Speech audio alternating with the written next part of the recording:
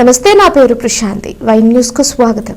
యువ నాయకత్వాన్ని ప్రోత్సహించాలి అన్న సంకల్పంతోనే తెలుగుదేశం పార్టీ జిల్లా అధ్యక్ష పగ్గాలు యువ తేజాలకు అప్పగించిందని మాజీ ఆర్థిక మంత్రి యనమల రామకృష్ణుడు అన్నారు.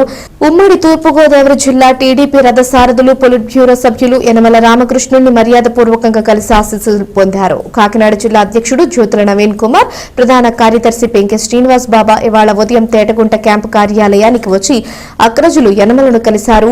పార్టీ రథసారథులను సాధారణంగా ఆహ్వానించిన యనమల రామకృష్ణుడు కాకినాడ జిల్లా అధ్యక్షుడు జ్యోతుల నవీన్ కుమార్, ప్రధాన కార్యదర్శి పెంకె శ్రీనివాస్ బాబాలకు బెస్ట్ విషెస్ తెలిపారు. యనమలను జిల్లా పార్టీ పగ్గాలు అందిపించుకున్న నవీన్, శ్రీనివాస్ బాబా సత్కరించారు. అదేవిధంగా సాయంత్రం అంబేద్కర్ కోనసీమ జిల్లా టీడీపీ అధ్యక్షుడు గుత్తుల సాయి కూడా యనమలను మర్యాదపూర్వకంగా కలిశారు. యనమల ఆశీస్సులు పొందారు. పార్టీ సిద్ధాంతకర్త యనమలను కోనసీమ నేతలతో కలిసి గుత్తుల సాయి సత్కరించారు. ఈ సందర్భంగా యనమల మాట్లాడుతూ యువతకు బంగారు భవిష్యత్తుందని, పార్టీ పురోభివృద్ధి నిరంతరం శ్రమించే యువతకు టీడీపీ తగిన ప్రాధాన్యత ఇస్తుందన్నారు. ఇదే సమయంలో తుని నియోజకవర్గ టీడీపీ నేతలు యనమల రాజేష్, చింతమనేడి అబ్బాయి, మోతుకూరి వెంకటేష్, పోలిశెట్టి రామలింగేశ్వరరావు, బంటుపల్లి అన్వేష్, తమరాన సత్యనారాయణ, సుర్లా బోడయ్య, కుర్ర వెంకటరమణ, యాదాల సతీష్, పరవాడ తాతబాబు తదితరులు జిల్లా అధ్యక్ష కార్యదర్శులకు శుభాకాంక్షలు తెలిపారు.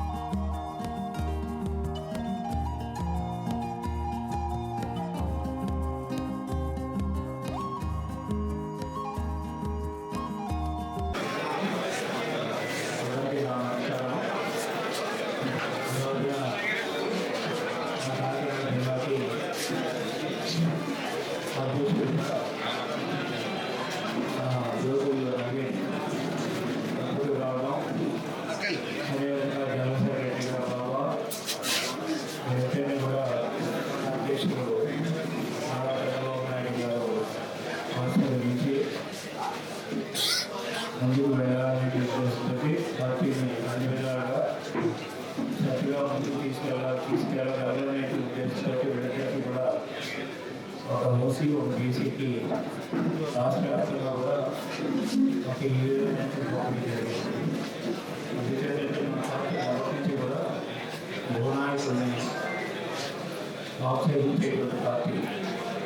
నేను దాదాపు 2007 సంవత్సరంలో సమానాన్ని విజయపడే చెప్పారు.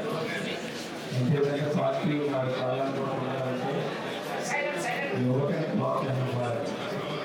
ఎందుకంటే యువతని ప్రోత్సహించకపోతే పార్టీ సీనియర్ తరగతి మాట్లాడుకోవాలి.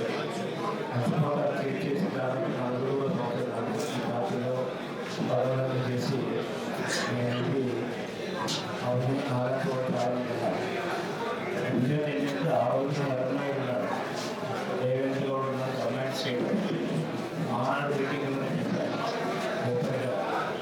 నా మీద కలపడానికి సీనియర్ చెప్తారు, ఎవరు చెప్తారు నేను మాట్లాడలేదు. ఎవరు చేస్తాం వాళ్ళు చేస్తాం.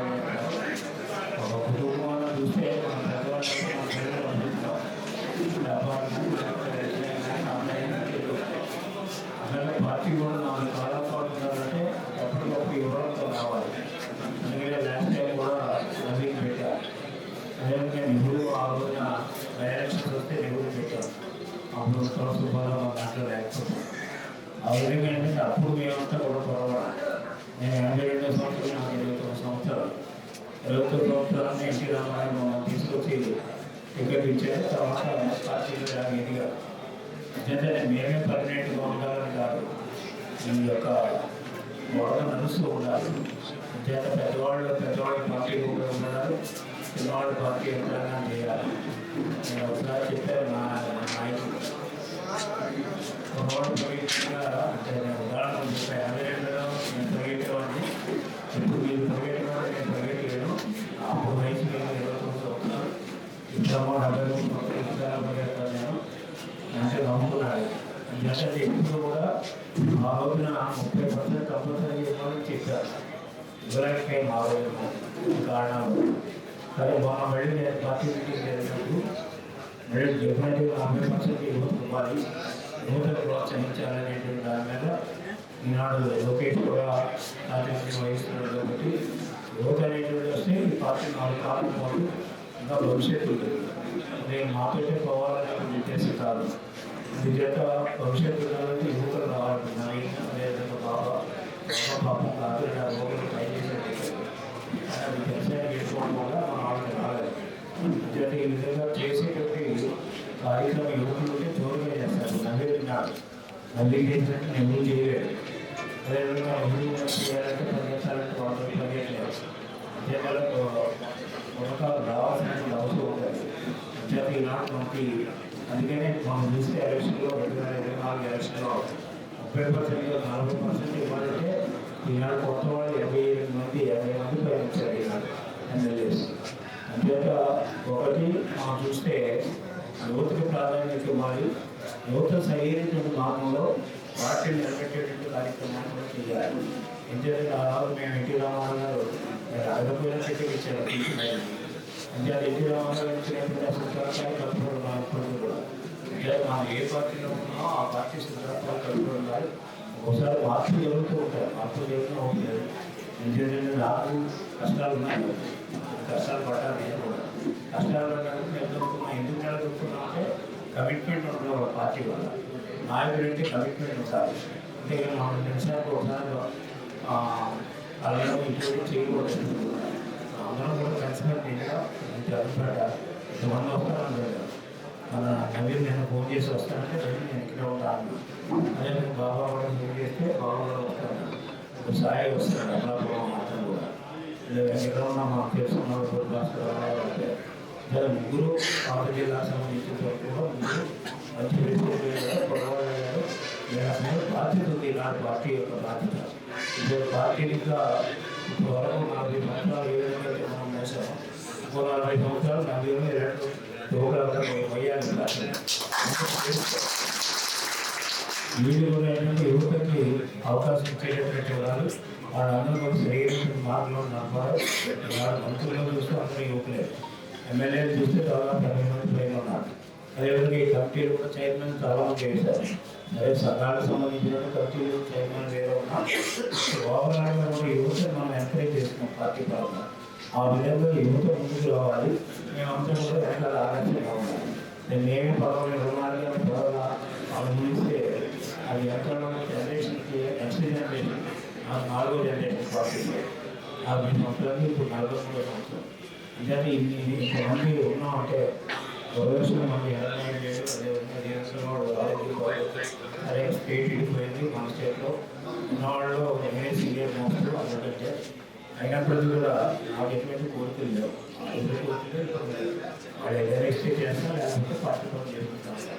అంటే ఆ విధంగా మనం చేయాలి. ఇంట్లో తారతమ్యాలు ఎవరికి లేవు, ఇబ్బందులు లేవు, ఒకరంటే ఒక కోపం లేదు. దానికి మా వాళ్ళు మీటింగ్ అయింది.